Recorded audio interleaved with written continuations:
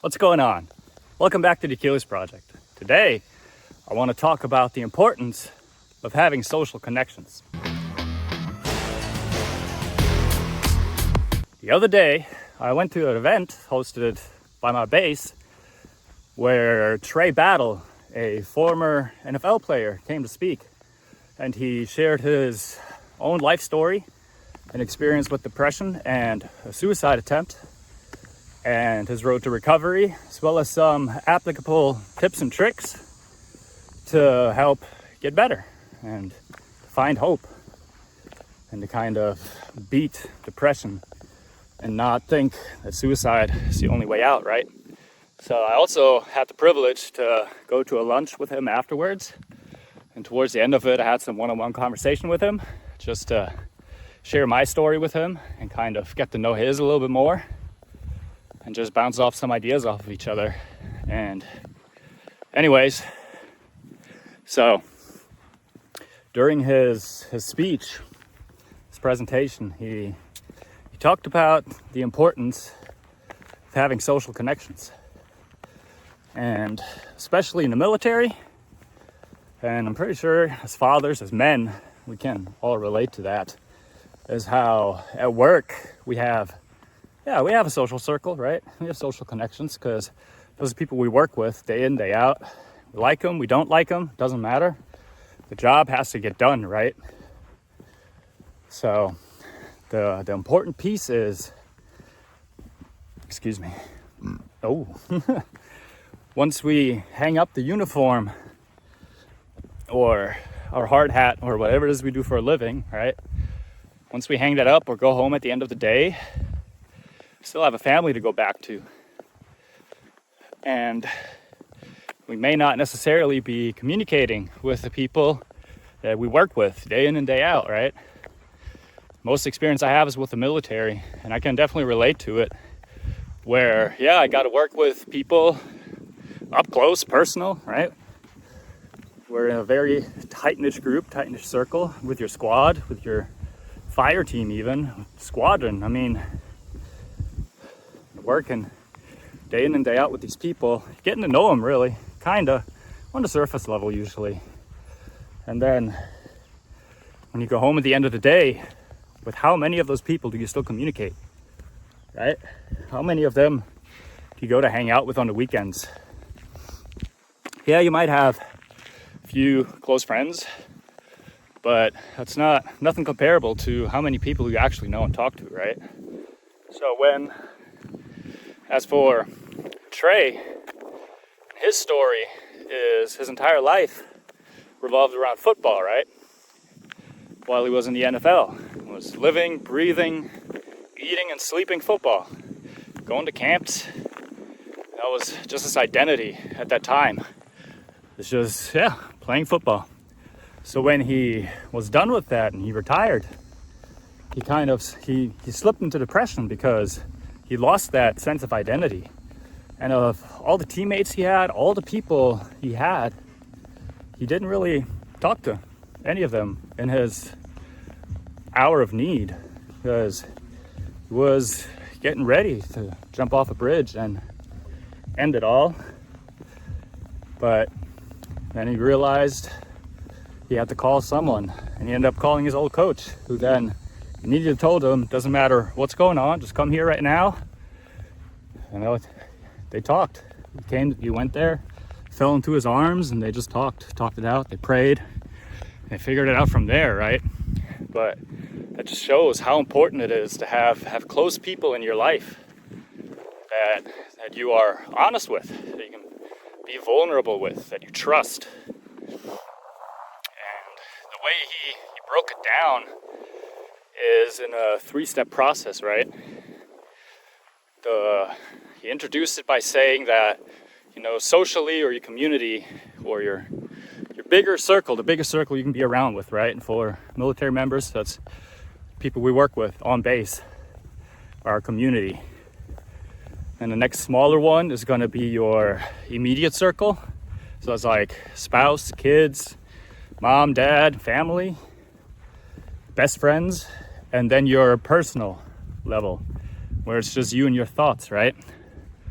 And the way he explained it is you really got to start at the personal before you can really have an impact on even the immediate circle as well as your community.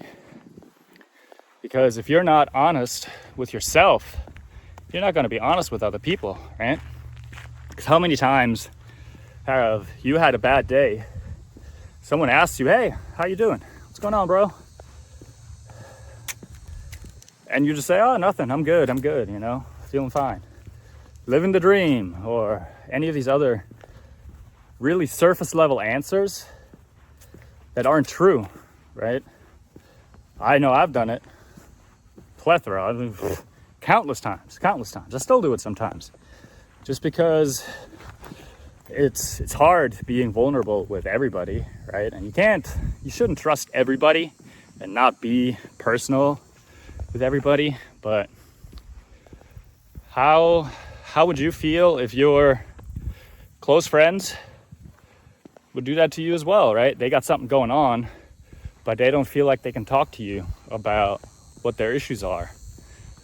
And that is something to really work on. And the first step to do that is to be honest with yourself and just ask yourself those hard questions first. It's like, who am I? Who am I as a person? What drives me? What is my why? Ask yourself, learn about yourself, because that will then allow you to understand yourself, and then you can carry yourself much better in the next step, which is with your immediate circle, family, friends, close friends, right? Spouse, kids. How can you be genuine with them and honest with them if you don't even know yourself? You're just putting up a front to kind of play along, fill your role, right? But not be genuine about it. And that can be a very distancing thing. Maybe not at first, but it will definitely catch up over time, because there will start being inconsistencies about who you are, what you stand for, and what you do. So it really comes down to knowing yourself first, so you can really be the best you for everyone around you.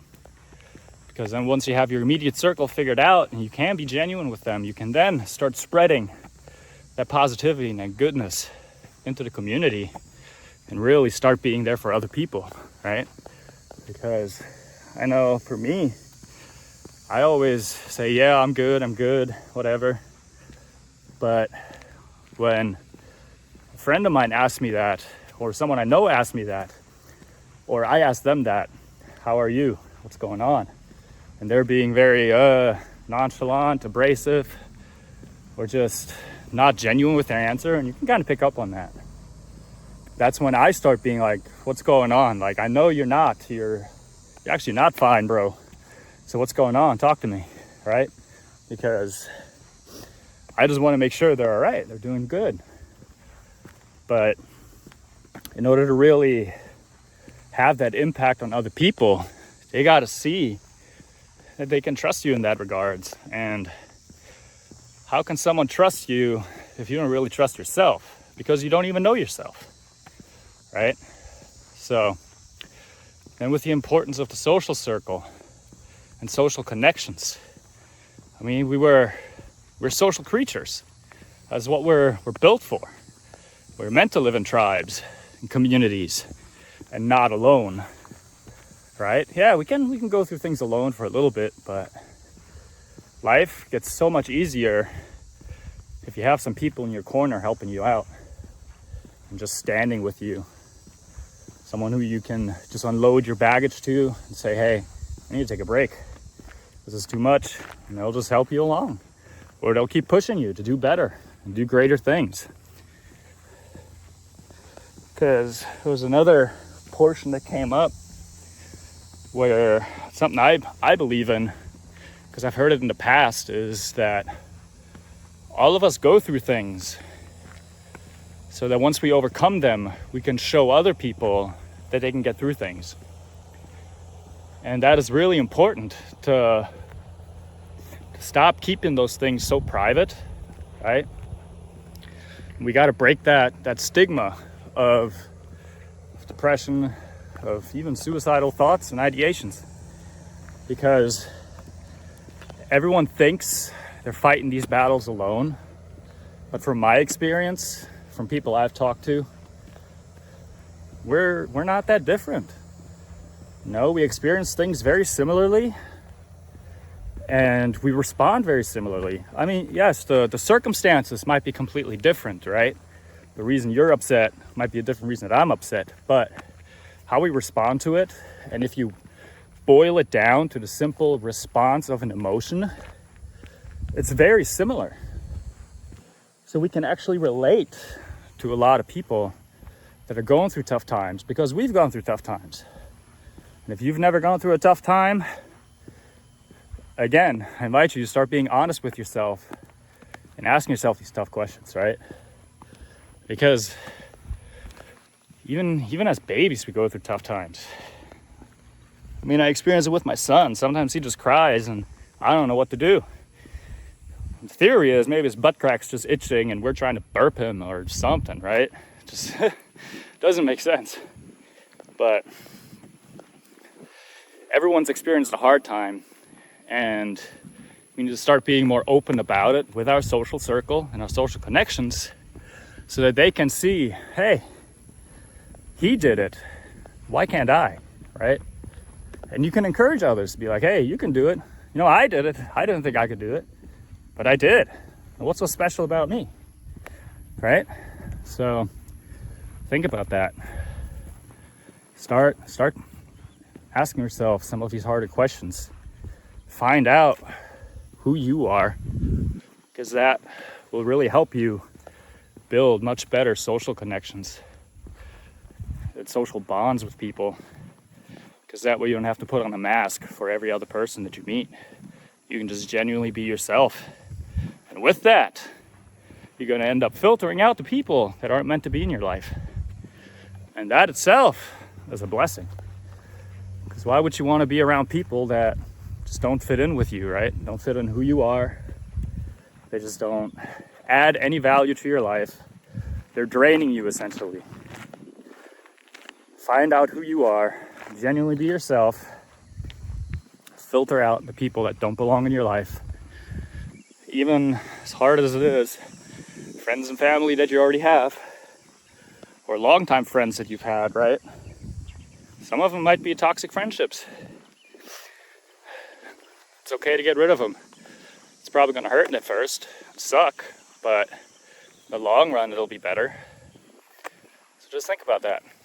Start, again, asking yourself those tough questions. See you in the next video.